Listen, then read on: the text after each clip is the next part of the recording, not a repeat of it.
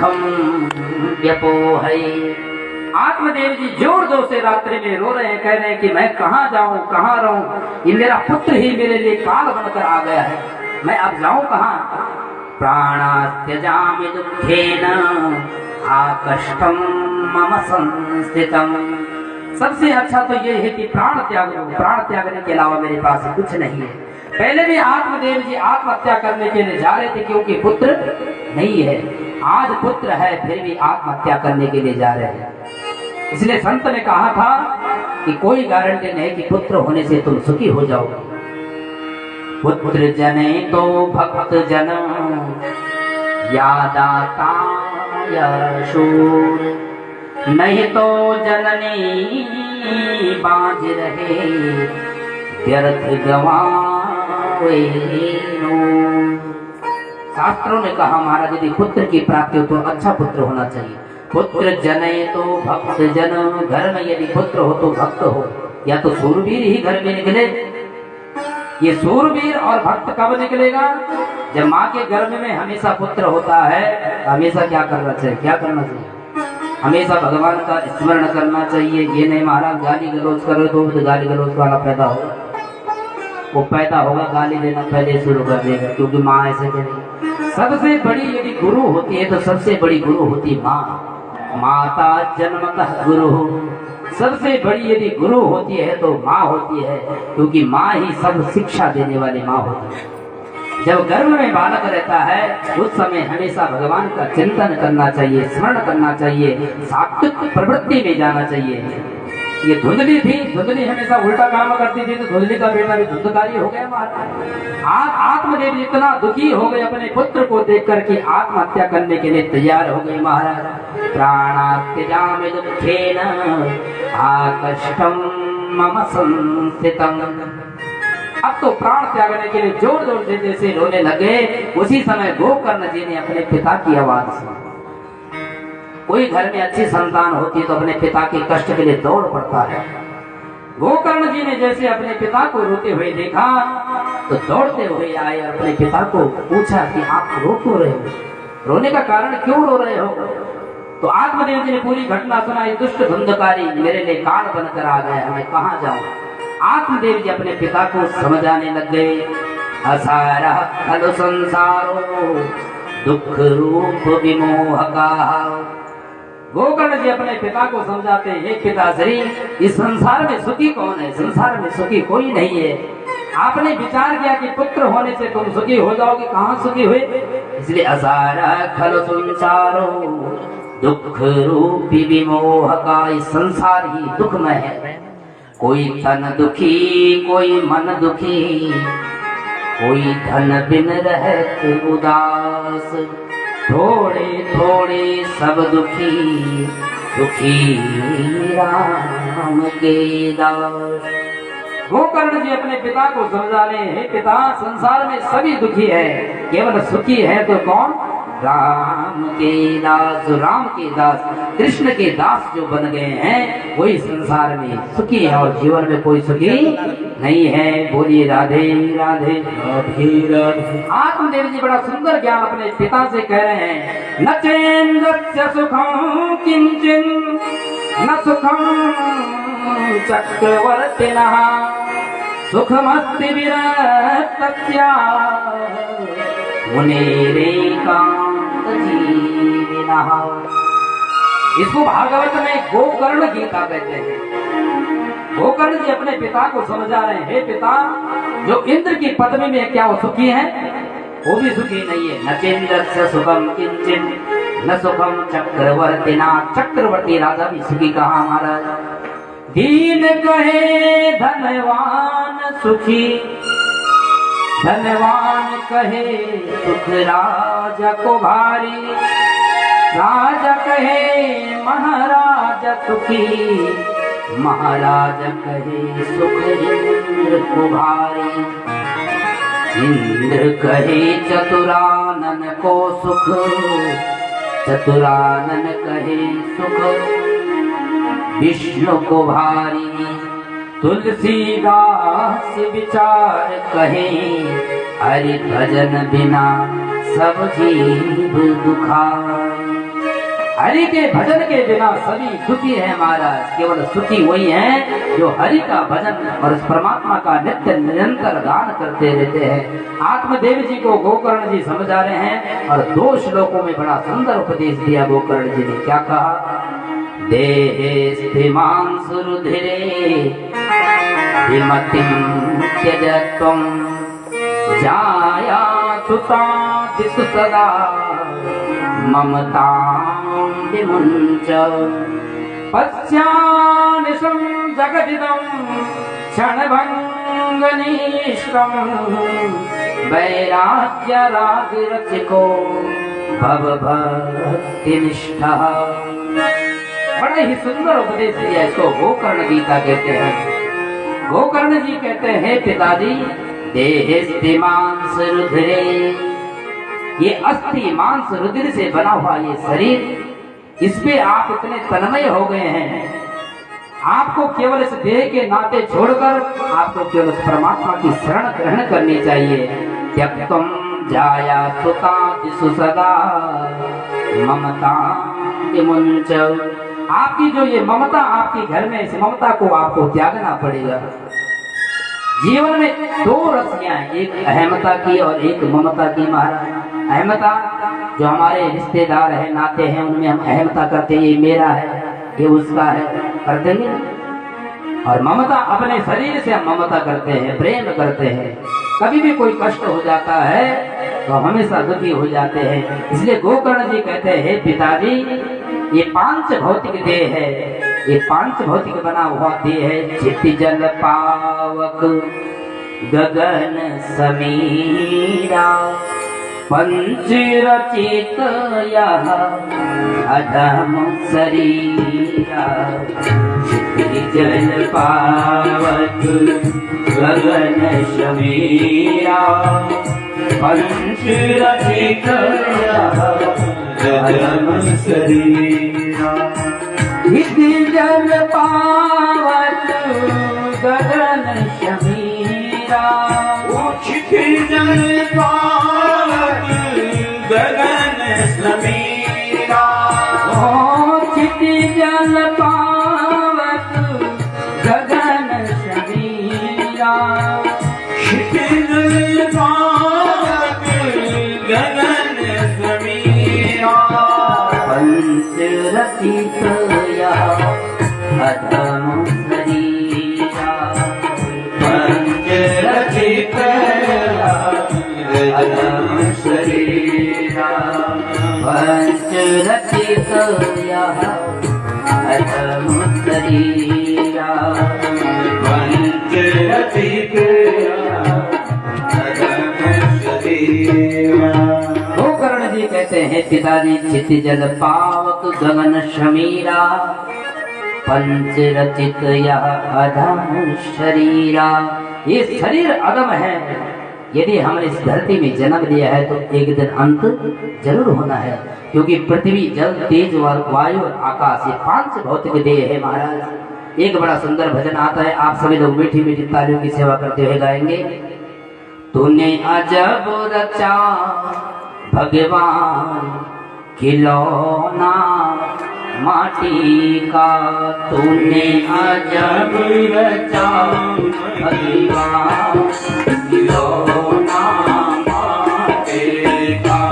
तूने अजब रचा भगवान खिलौना माटी का। तूने अजब रचा भगवान खिलौना माटी का। तूने अजब रचा भगवान खिलौना माटी का। माटी का रे माटी का, माटी का रे माटी का। माटी का रे माटी का।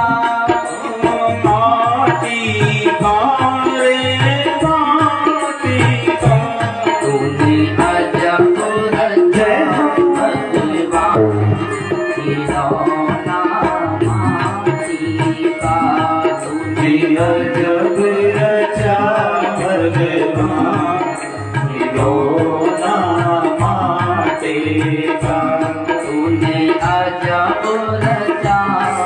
राधे खिलौना माटी का।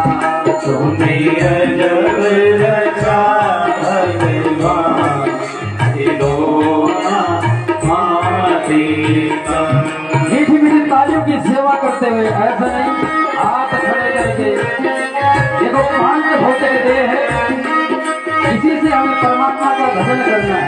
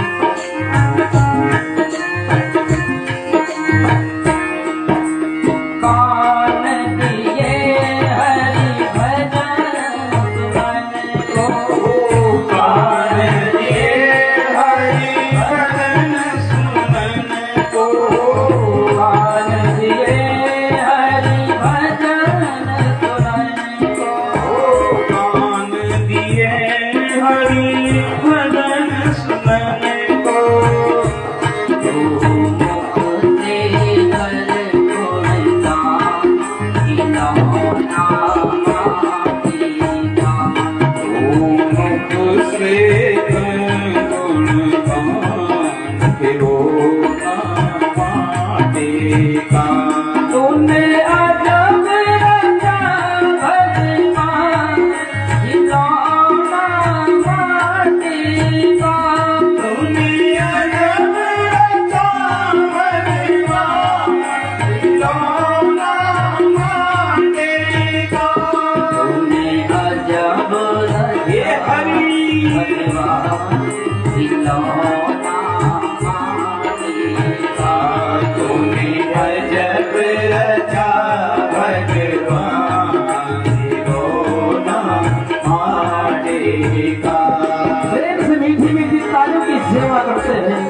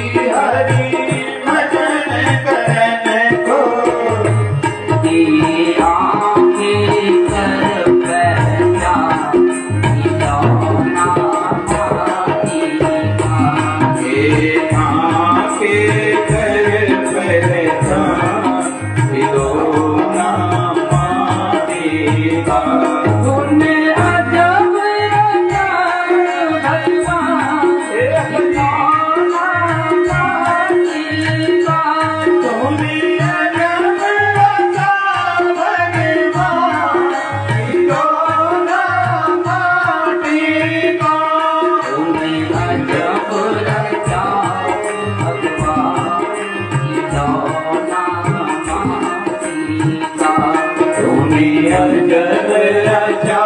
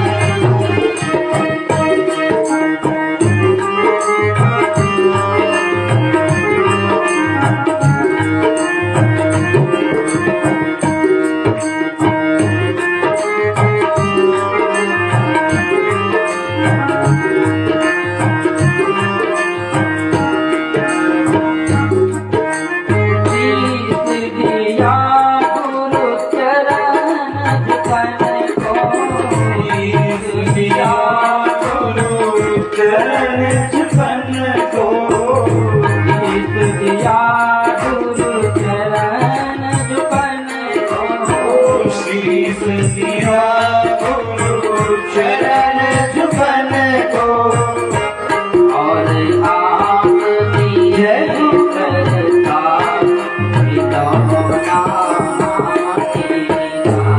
और आप दिए करता खिलौना माटी का तूने अजब रचाया भगवान खिलौना माटी का। तूने अजब रचा भगवान खिलौना माटी का। तूने अजब रचाया भगवान खिलौना माटी का। तूने अजब रचा भगवान खिलौना माटी का। तूने अजब रचाया भगवान खिलौना माटी का। तूने अजब रचा भगवान खिलौना माटी का। तूने अजब रचा भगवान हे हरि माटी का। तूने अजब रचा भगवान खिलौना माटी का। खिलौना माटी का। खिलौना माटी का। खिलौना माटी का। खिलौना माटी का। खिलौना माटी का। बोल सच्चिदानंद भगवान की जय। श्रीमद् भागवत महापुराण की जय। श्री राधा कृष्ण भगवान की जय। गोकर्ण जी ने बड़ा ही सुंदर उपदेश अपने पिता को दिया। धर्मं भजस्व सततं त्यज लोक धर्मा सेवस्य साधु पुरुषां जहि काम तृष्णा। अन्यस्य दोष गुण चिंतन मास्तु मुक्त्वा सेवा कथा रसमहो नित्यराम पिबतुम्। गोकर्ण जी कहते हैं, हे पिताजी, यदि संसार के दुख से दूर होना चाहते हो तो भगवान की कथा को श्रवण करो। मोह रहो नित्यराम पिबत्वम। नित्य निरंतर भगवान की कथा सुनो। और भगवान की कथा सुनने से क्या होता है, हमारे अंदर जितने भी दुख होते हैं, विकार होते हैं, सब दूर हो जाते हैं। इस प्रकार से जब गोकर्ण जी ने अपने पिता को समझाया तो गोकर्ण जी की अवस्था 60 वर्ष की है। 60 वर्ष के गोकर्ण, वो आत्मदेव जी। जब गोकर्ण जी ने अपने पिता को समझाया तो आत्मदेव जी के एक एक बात, गोकर्ण जी की बात सारी समझ में आ गई। और एवं सुतोक्ति वसतोपि गृहं विहाया या तो वनम स्थितमतिर्गत 60 वर्ष। 60 वर्ष के हैं आत्मदेव जी। अपने पुत्र की एक एक बात समझ गए और वन की ओर चले गए। क्यों? भजन करने के लिए। और आत्मदेव जी गए वन में और भजन करते करते अंत में भगवान के परम धाम को प्राप्त हो गए। बोलिए आत्मदेव जी महाराज की जय। आत्मदेव जी तो घर को छोड़कर चले गए, जंगल से परमात्मा को प्राप्त हो गए। और इधर धुंधकारी ने अब विचार किया कि पिताजी भी चले गए, अब तो सारी धन दौलत माँ के पास होगी, अब तो माँ मालकिन बन गई है। तुरंत धुंधकारी पहुंचा अपनी माँ के पास और माँ से कहा, माँ सारी धन दौलत कहाँ रखी है? धुंधली ने कहा कि हमारे पास धन दौलत है, कहाँ से दूंगी मैं धन दौलत? तो धुंधकारी ने कहा, यदि धन दौलत नहीं देगी तो वित्तम तिष्ठते ब्रूहि हनिष्यादया नचे। बुरी तरह से पीटूंगा और लकड़ी से मार मार कर तेरी बुरी हालत करूंगा, मैं बहुत पीटूंगा। अब तो धुंधली ने जैसे अपने बेटे की बात सुनी कि बहुत मारेगा, तो धुंधली ने विचार किया कि मैंने इतना बड़ा पाला पोसा इसको और आज ये कह रहा है कि मारूं। अब तो धुंधली बड़ी परेशान हो गई। धुंधली ने विचार किया कि मुझे भी जीवित रह के कोई फायदा नहीं है। और रात्रि में ही ऊपे पातः कृतौ रात्रौ तेन सा निधनम गता। याद रखना, जो व्यक्ति जीवन में भगवान की कथा सत्संग को सुनता है उसकी कभी दुर्गति नहीं होती है। आत्मदेव जी के घर में भले धुंधकारी है, पर लेकिन गोकर्ण जैसा पुत्र जब उन्होंने सत्संग सुना तो सत्संग के मार्ग से वो परम धाम को प्राप्त हो गए। पर धुंधली ने कभी सत्संग नहीं किया, इसलिए कूपे पाता कृतौ रात्रौ तेन शनिधनं गतः। आत्मदेव जी तो बार बार आत्महत्या करने से बच गए क्योंकि सत्संग किया है। पर लेकिन धुंधली नहीं बच पाई, रात्रि में अपने आप ही गई और कुएं में जाकर खत्म हो गई। जैसे कुएं में खत्म हुई तो महाराज धुंधकारी ने विचार किया, अब तो मैं इस घर का राजा बन गया हूँ, अब तो मेरी बड़ी ठाठ पड़ गए हैं, सारी धन दौलत अपने पास रख ली। और इधर गोकर्ण जी ने विचार किया, महाराज पिताजी भी चले गए परम धाम, माँ भी परम धाम को चली गई, अब मैं रह गया, ऐसा ना हो कि धुंधकारी मुझे भी परम धाम भेज दे। इसलिए गोकर्ण जी ने विचार किया कि हमें भी घर नहीं रहना चाहिए। गोकर्ण जी ने अपनी झोली उठाई और चल पड़े वन के लिए भजन करने के लिए। अब तो गोकर्ण जी महाराज तो चल पड़े भजन करने के लिए, इधर धुंधकारी अकेला घर में ठाठ से रहे। धुंधकारी ने कहा कि अब तो सब चले गए, अब तो इस घर का राजा मैं ही बन गया। धुंधकारी गया और शहर से 5 वेश्याओं को उठा कर ले आया और उन्हीं 5 वेश्याओं को अपने घर में रख दिया, उनको ही पत्नी बना दिया। रात दिन होने के लिए खूब प्रयास करता है, इधर उधर से कहीं से धन चुरा के लाता, कहीं राजा से धन चुरा कर लाता है और 5 वेश्याओं को दे देता है। ये 5 वेश्याएं क्या हैं? ये 5 वेश्याएं ही 5 तन्मात्राएं हैं, शब्द स्पर्श रूप रस और गंध है। ये 5 तन्मात्राएं समझो धुंधकारी ने अपने घर में ला दिया। शब्द माने शब्द, जब कोई बांसुरी बजाता या कोई तान छेड़ता है, बांसुरी बजाता है तो मृग उसमें इतना तन्मय हो जाता है कि जो मृग को मारने वाला होता है बहेलिया उसको मार देता है, क्योंकि उस शब्द के पीछे बड़ा व्यामोहित हो जाता है। और स्पर्श से मरता है हाथी, काट की हथनी बनाते हैं और वो जो हाथी होता है वो सोचता है कि असली हथनी है, उसके पास पहुंचते ही हाथी पकड़ा जाता है। शब्द स्पर्श रूप से मरता है भौरा। पतंगा जो रूप को देखकर जाता है, बल्लभ में जाता है या आग में जाता है, वही मर जाता है क्योंकि रूप का दीवाना होता है। रस से मछली मारी जाती है जो नदी में रहती है, कोई उसको दाना देता है, रस के चक्कर में मारी जाती है, फंस जाती है महाराज कांटे से। और गंध से भौरा मरता है। ऐसे भौरा उस फूल में भ्रमण करता है, कमल के पुष्प में, रात्रि में वो पुष्प क्या होता है, बंद हो जाता है और सुबह के समय खुलता है। रात्रिर्गमिष्यति भविष्यति सुप्रभातम, भास्वान उदेष्यति हसिष्यति पंकजश्री। वो भौरा उस सुगंध लेने के लिए, गंध लेने के लिए उसमें बैठता है और रात्रि में वो पुष्प बंद हो जाता है। और जैसे बंद होता है तो उसके अंदर फंस जाता है, वो चिंतन करता है जब सुबह सूर्य भगवान आएंगे तब मैं बाहर आऊंगा। इत्थम विचिंतयति मतिम गतिम दुरेफे, दुरेफे माने हाथी। उसी समय रात्रि के समय हाथी आता है। हंत हंत नलिनीम गज उच्चहार। रात्रि में हाथी आता है, उस पुष्प को खाकर अपने पेट में डाल देता है। वो पुष्प के अंदर चिंतन करता रहता है कि कल सुबह सूर्योदय होगा तब मैं बाहर आऊंगा। तब तक तो हाथी उसका नाश्ता कर जाता है। बोलिए राधे राधे। तो 5 तन्मात्राओं के चक्कर में जो फंसता है वो पूरा फंसता है, मरता है। धुंधकारी उसी प्रकार से 5 वेश्याएं घर में लेकर आ गया, सारी धन दौलत इनके पास दे देता है, बड़े बड़े राजाओं के पास जाता है, धन चुरा कर ले आता है, इनके पास दे देता है। एक दिन 5 वेश्याओं ने विचार किया, इतनी सारी धन दौलत ये हमको देता है और किसी दिन यदि राजा ने पकड़ लिया तो हम भी मारी जाएंगे, यदि ये पकड़ा जाएगा तो हम भी पकड़ी जाएंगे।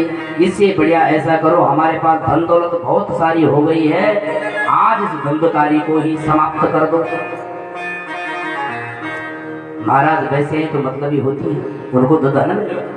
जैसे उनको धन प्राप्त हुआ उन्होंने विचार किया कि अब हमको धन मिल ही गया, आज धुंधकारी को ही समाप्त कर देते हैं। आज जैसे धुंधकारी चोरी करके घर में आया तो रात्रि में इतना मदिरा पान करा दिया धुंधकारी को कि धुंधकारी बेहोश हो गया। अब तो रस्सियों से बांध के मारना प्रारंभ कर दिया, किसने? वैश्याओं ने। पर फिर भी धुंधकारी नहीं मरा। एक वैश्या दौड़ कर जाती है, अग्नि से जलते हुए अंगारा लाती है।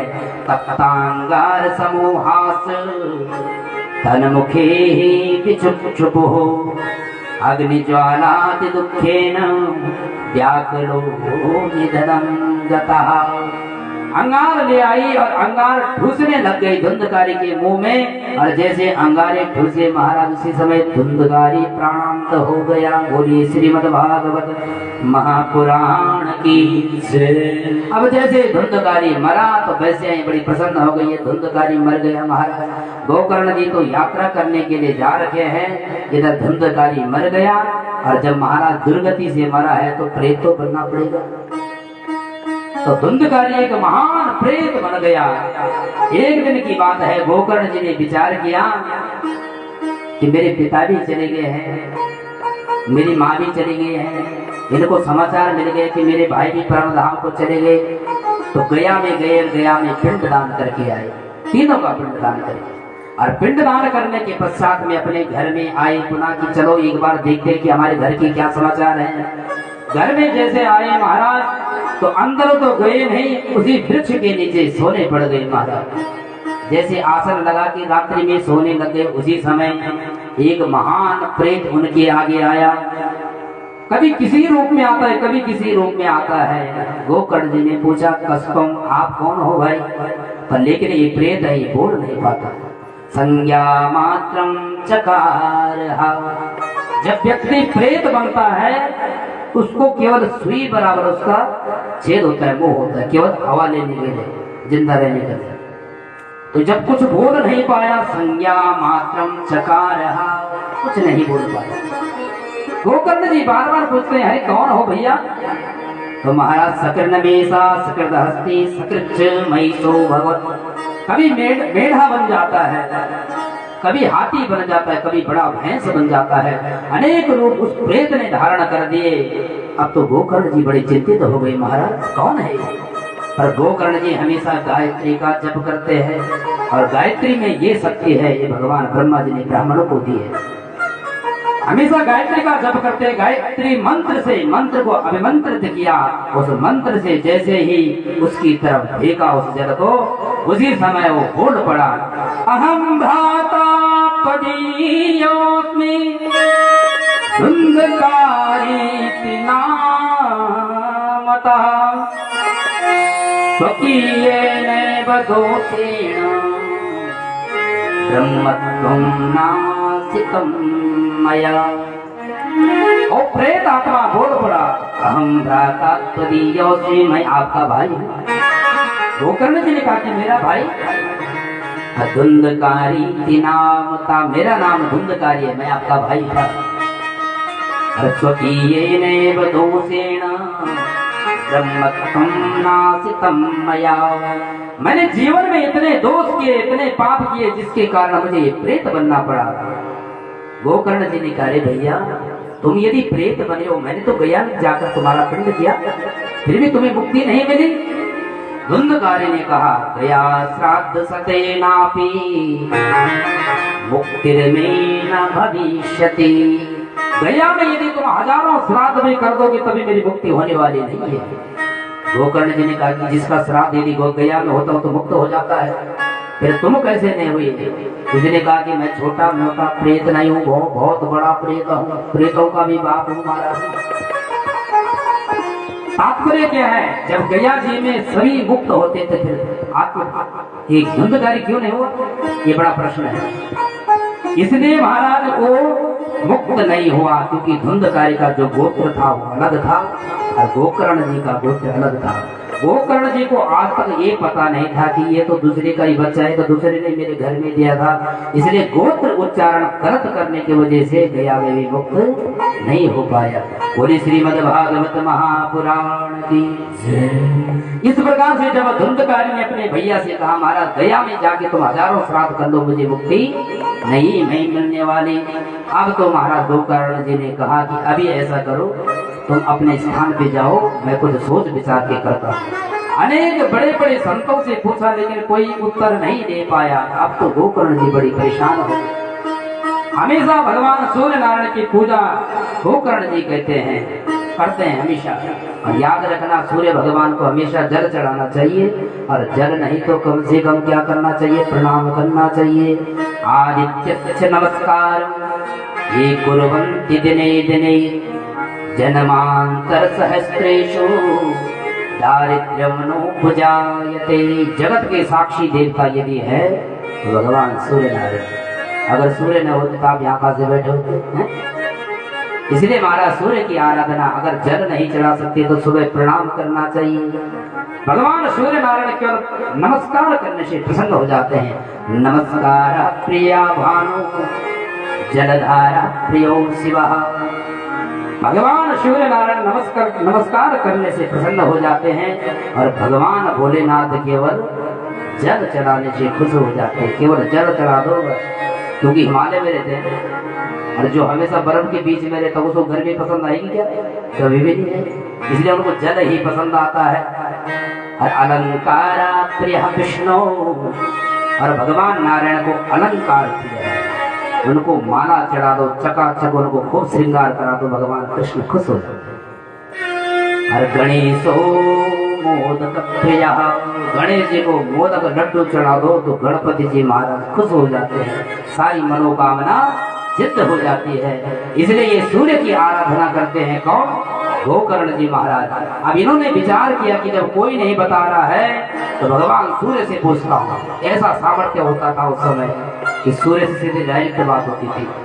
उन्होंने प्रणाम करके सूर्य भगवान से कहा, तुभ्यं नमो जगत साक्षी ब्रूहि में मुक्ति हेतुकम्। हे जगत के साक्षी भगवान सूर्य नारायण, आप हमें इस धुंधकारी की मुक्ति का कोई उपाय बताइए। सूर्य नारायण प्रकट हो गए। बोल सूर्य नारायण भगवान की जय। जैसे सूर्य नारायण भगवान प्रकट हुए, सूर्य नारायण भगवान ने कहा, हे गोकर्ण, चिंता करने की आवश्यकता नहीं है। श्रीमद् भागवतान् मुक्ति सत्ताहं वाचनं कुरु इति सूर्यवचा सर्वे धर्म रूपम तुभि श्रुतम्। भगवान सूर्य नारायण धर्म के अवतार है। भगवान सूर्य नारायण ने कहा, हे गोकर्ण, तुम केवल श्रीमद् भागवत महापुराण की कथा करो। ये धुंधकारी कितना भी बड़ा प्रेत क्यों ना हो जाए, वो मुक्त हो जाए। और श्रीमद् भागवत महापुराण की आषाढ़ के महीने में शुक्ल पक्ष की 9वीं तिथि को गोकर्ण जी ने कथा प्रारंभ की। वैष्णवम ब्राह्मणम मुख्यम श्रोतारम परिकल्पस्य। जितने भी वैष्णव थे, शैव थे, शाक्त थे, सब दौड़ पड़े भगवान की कथा सुनने के। अब जैसे गोकर्ण जी ने कथा प्रारंभ करी, एक दिन की कथा पूरी हुई। जो बांस का डंडा लगा था 7 गांठ वाला, जैसे एक दिन की कथा पूर्ण हुई, उस बांस की जो एक गांठ थी वो चटक गई। दूसरे दिन की कथा समाप्त हुई, दूसरी गांठ चटक गई। तीसरे दिन की हुई, तीसरी गांठ चटक गई। एवं 7 दिनस्यैव सप्त ग्रंथि विभेदनम।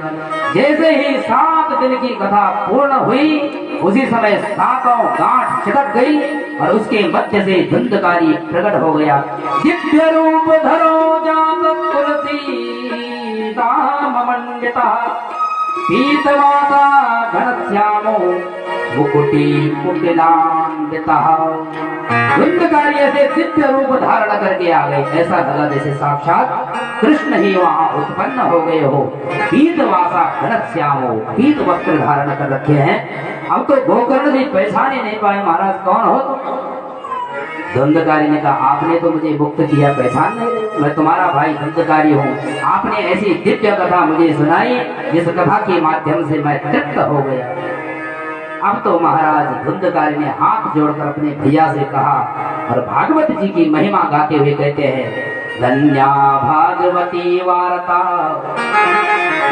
प्रेत पीड़ा विनाशनी सप्ताहोऽपि तथा धन्या कृष्ण लोक फल प्रदा। धुंधकारी ने बड़ी सुंदर स्तुति करी। धन्या भागवती वार्ता, ये भागवत की वार्ता धन्य है। क्यों धन्य है? प्रेत पीड़ा विनाशिनी, जो प्रेत की पीड़ा से जो परेशान है उसको मुक्त करा देती है। इसलिए सबका हो भी तथा धन्या, ये 7 दिन की जो कथा है ये धन्य है कथा। क्यों? कृष्ण लोक फल प्रदा, इसलिए कृष्ण का लोक ही नहीं कृष्ण जैसा रूप मुझे दे दिया। बोली श्याम सुंदर भगवान की जय। जैसे धुंधकारी ने महाराज उस डंडे से बाहर प्रकट हुआ, उसी समय एक विमान आया, बड़ा दिव्य विमान। विमान में जैसे आया तो विमान में उन जो भगवान के द्वारपाल थे उन्होंने बैठाना प्रारंभ जैसे किया। धुंधकारी उस जैसे विमान में बैठने लग गया। उसी समय गोकर्ण जी ने पूछ दिया, महाराज अकेले धुंधकारी को ले जाओगे? इतने सारे बैठे थे, इनको भी तो ले जाओ, इनको वैकुंठ दिखाओ। अत्रैव बहवः सन्ति श्रोतारो मम निर्मलाः, आनीतानि विमानानि न तेषां युगपत् कुतः। गोकर्ण जी कहते हैं आप केवल धुंधकारी को ले जाओगे? यहाँ इतने सारे श्रोता बैठे हैं, इनको क्यों नहीं ले जा रहे हो महाराज? इन्हीं को क्यों ले जा रहे हो? जो भी भगवान के पार्षद थे उन्होंने कहा भैया बड़े ध्यान से सुनना, श्रवणस्य विभेदेन फल भेदो संस्थितः। यहाँ सुनने का भेद है महाराज। कोई तो 7 दिन तक लगातार एक ही आसन में बैठा, और कोई ऐसे थे महाराज कोई पकौड़ी खाते खाते सुनते रहे, कोई तो महाराज पांडाल में नहीं आए तो विमान कहाँ से आएगा, कोई तो घर से बैठकर ही सुन रहा था महाराज। तो विमान क्या साइकिल भी नहीं आने वाली? बोलिए राधे राधे राधे राधे। इसलिए कहा हमारा श्रवणस्य विभेदेन फल भेदोऽत्र संस्थितः। श्रवण का भेद है महाराज। धुंधकारी ने 7 दिन तक लगातार बिना अन्न जल ग्रहण किए एक डंडे में बैठकर भागवत कथा सुनी, जिसके प्रताप से भगवान का दिव्य विमान यहाँ पर आया। आप लोगों ने ध्यान से नहीं सुना, इसलिए विमान नहीं आए। बोले श्रीमद् भागवत महापुराण। अब तो श्रोता समुदाय बड़ा चिंतित हो गया महाराज, हमने जो 3-4 दिन लगाए थे तो व्यर्थ में थे, अब क्या होगा? गोकर्ण जी ने कहा कि चिंता मत करो, अगली बार कथा करेंगे। जैसे मिश्र जी को कहेंगे फिर कराओ है? उस समय हम सुन नहीं पाए ढंग से, फिर दोबारा कराते हैं। यदि मार्क्स इसमें ठीक से नहीं सुन पाए तो उसमें करा दो फरवरी में है? बोलिए राधे राधे श्री राधे। इस प्रकार से जब गोकर्ण जी से सभी श्रोताओं ने कहा महाराज हमें भी विमान चाहिए, हम कैसे जाएंगे? तो गोकर्ण जी ने कहा कि चिंता मत करो, दोबारा करेंगे। और श्रावणे मासी गोकर्ण कथा मुचे तथा पुनः, पहले आषाढ़ में की थी, पुनः श्रावण के महीने में श्रावणे मासी गोकर्णे कथा मुचे तथा पुनः, श्रावण के माह में पुनः दिव्य आयोजन श्रीमद् भागवत कथा का रखा। शनकादिक ऋषि कहते हैं नारद जी कथा समाप्तो यज्जातम, जैसे ही कथा समापन हुई उसी समय क्या हुआ? अयोध्या वासिनः पूर्वं यथा रामेण संगता तथा कृष्णेन ते नीता गोलोकं योगी दुर्लभम्। अब तो महाराज जैसे श्रावण के महीने में कथा पूर्ण हुई, अब तो जितने लोग बैठे थे उतने ही विमान प्रकट हो गए। कैसे? अयोध्या वासिना पूर्वम, अयोध्या में जैसे राम जी अपने साकेत धाम को जा रहे थे, अकेले नहीं गए, जितने भी अयोध्या वासी थे सबको लेकर गए। उसी प्रकार जब गोकर्ण जी महाराज ने कथा करी, उस समय जैसे पूर्ण कथा हुई सभी के लिए विमान आया। तथा कृष्णेन ते नीता गोलोकम योग दुर्लभम, भगवान कृष्ण स्वयं अनेक विमानों लेकर आते हैं और सभी श्रोता समुदाय को अपने गोलोक धाम को ले जाते हैं। बोले कृष्ण कन्हैया लाल की जय। नारद जी बड़े प्रसन्न हो गए महाराज, बड़ी सुंदर कथा सुनाई आपने, आपियों का भी शोधन हो जाता इस कथा से। अब महाराज आपने इतना कथा तो सुना दी, और इसका नियम तो बताइए, कथा कैसे कैसे होती है, इसका नियम क्या है, कैसे कैसे आयोजन किया जाता है। तब सनकादिक ऋषि नियम बताते हैं कैसे कथा करें। दैवक्यम तु समाहूया मुहूर्तम प्रचयत्नतः।